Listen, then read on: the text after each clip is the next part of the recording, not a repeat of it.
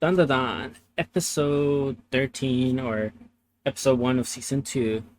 So we finally have Dandadan back and kind of kicks off right where the previous season left off with Momo being attacked by these pervert old mans. And I really do like that even though she was attacked, she was still like looking for ways out. She been like had a burst of power at a certain spot and it allowed her to be able to escape them for a bit, and then when it seemed like she was going to get caught again, uh, the entire place collapsed and Turbo Granny was just kind of chilling there like, yeah, this place is all run down, you guys were trying to leave me behind, but here I am. I overheard and I came and hid in your book bag, and which is really good for Momo because Turbo Granny is always very protective towards younger girls. Like we've heard on the backstory that she had, where she always seemed to appear where younger girls were mistreated or were even put through hardships and eventually ended up ending their own lives and stuff. So it just kind of goes to show that even though she tries not to show that she cares enough to protect her without actually saying, "Yeah, I protected you." Um, but then as these creeps get chased off, Momo and Turbo Granny head back, and Momo asks her about like, "Yeah, so what's your opinion on the house? Because when I'm there, there seems to be like nothing there, or like the the spirit there or the ghost there, it's not really there." And Turbo Granny was like, "Well, that place is no bueno. Like that place is just reeks of blood. Probably it's been spilled blood for ages in there." And we do find out who the owners of the place are, and it's the Kato family. They kind of pull up to Gigi and Okarun as they're there, and they're kind of making Gigi and Okarun very uncomfortable, asking them questions about whether they brought in a medium to exercise the house again, or whether Gigi brought the medium to exercise the house again, and they try to play off that Okarun was Gigi's best friend, and they were just they just wanted to see one another, so they Gigi went back to get him and bring him up, but like given that Gigi and Okarun just barely met, they kind of had to really prove that. And one of the ways that they prove that is that uh, somehow Okarun was able to say Gigi's favorite team for football, and that's because he had a poster of them in the wall.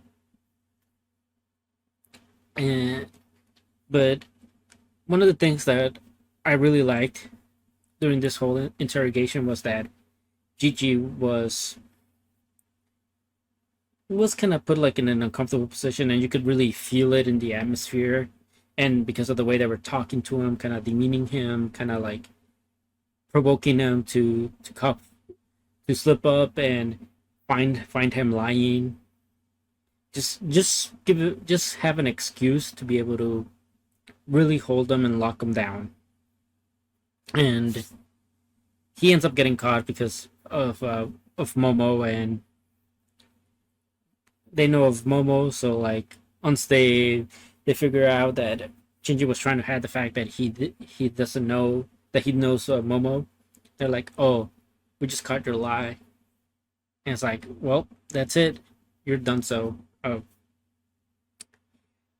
but before I talk about any more, I want to really get into like a bit of the opening sequence and of the song, well, the opening for the anime. And I just really love the way the anime is using the visuals this season, where we have like the initial Okarun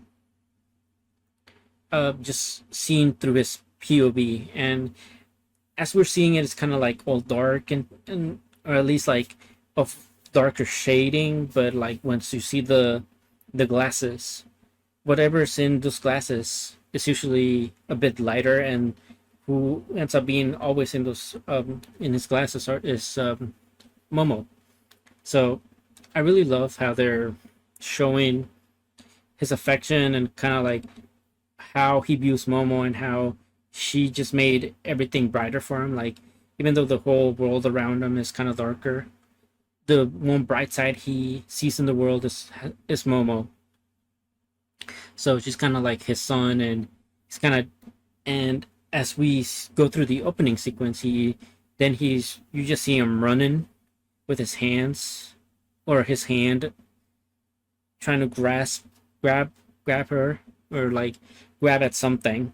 So it's like he is trying to reach out to get to Momo. He's trying to reach out for his son, and really really love the visuals. And one of the visuals we get to meet a character that's going to come relevant later in the season, the one with glasses. His name is Kinta. I cannot wait for everyone to really get to know Kinta, and he might be a bit divisive. We'll see and find out. Uh, but yeah, we also get to see Momo's maid outfit in the opening, so that's always cool. And I love that the ending of the opening is just Okarun finally reaching Momo, finally being able to hold her, and then he carries her onto the tunnel, through the end of the tunnel. So like he's kind of leading her to safety, leading her to the brighter side, and really great stuff. Um, we have Momo who shows back up, and man, when she shows up, everything just goes down because she comes in and she comes swinging, kicks and all, just from like kicks from the first season that we've seen a couple times. And man, the choreography when she's up against the leader of the Kito family, amazing stuff. Like hand movements, feet movements, just being able to see how Momo's fighting with her psychic abilities, being able to parry punches, parry things thrown at her, and actually be able to use it to throw things at her. And the Kito family here just kind of like, she has some strange power, but they end up throwing her through a wall in the end, and she saw with this great move, by the way, which kind of reminds me of the King Gun or something. I think that's what they call it. That move that Lucci used against Luffy, same positioning and everything, really great. Uh, so they get her through the wall, and then the ground just kind of like starts sinking, which is like, oh, we're in some trouble. Like we're finally able to see what's underneath the floor, and this has to do with the fact that one of the main tourist attractions for the city happens to be like this leftover skin from the Great Serpent, which in we find out because Momo went to visit a shrine that this Great Serpent has been preventing the volcano from erupting, and this Great Serpent was also the reason why they have the hot springs. So, but it gets a bit darker where this Great Serpent always had required a sacrifice. So people would sacrifice one of their their children to be offered up as a way to appease this Great Serpent, and in doing so, the Great Serpent will prevent the eruption from the volcano. And lo and behold, the Kito family have been the ones in charge of doing all these sacrifices, which is why the house reeks of blood, and which is why they always bring up people here, which is probably what uh they implied to happen to Gigi's parents, that they were used as sacrifices for the Great Serpent. And now that Gigi, Okarun and Momo were all there, they were gonna be used next as the sacrifice. So uh, they all fall down to the ground where this great serpent resides, and it turns out that the great serpent is not necessarily at the will of the Keto family, as they're doing this like ritual dances to like appease it, but they still end up getting attacked by it. And it was a really great shot when we first saw this great serpent. By the way, I think I held it, I put it up. Hopefully, you all can see it.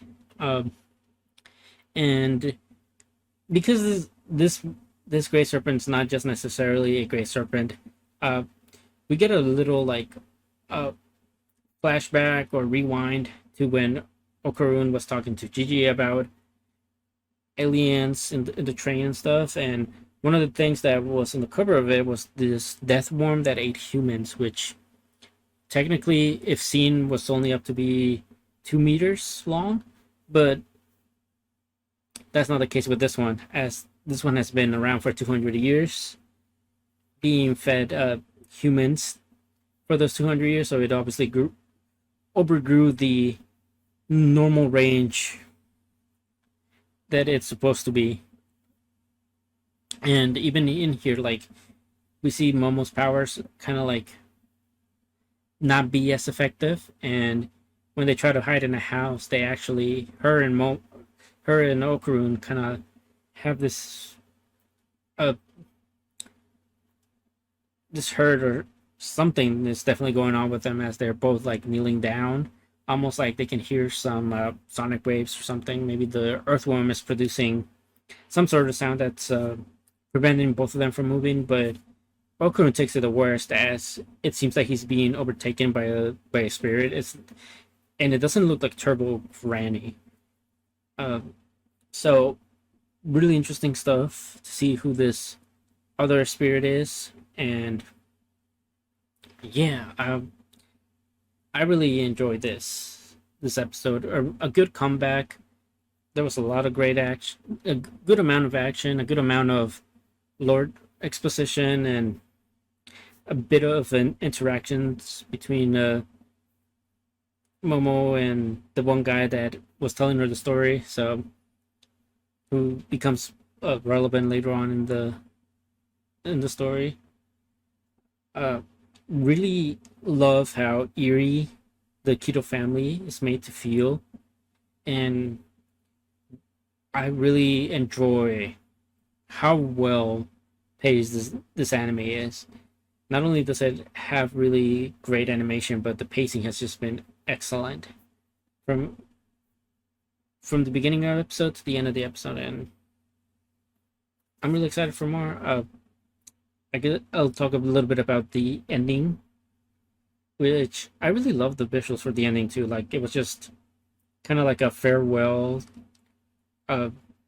and showed us the crew kind of like in a school setting, almost like if it was like a school festival. So I know, like, during the summer there's a lot of festivals that happens in Japan. So I really enjoy seeing the crew in that kind of like school festival type of set, and then just seeing them dance with one another. Really great visuals for the end as well. And yeah, great return for Dandadan. 9 out of 10 for me.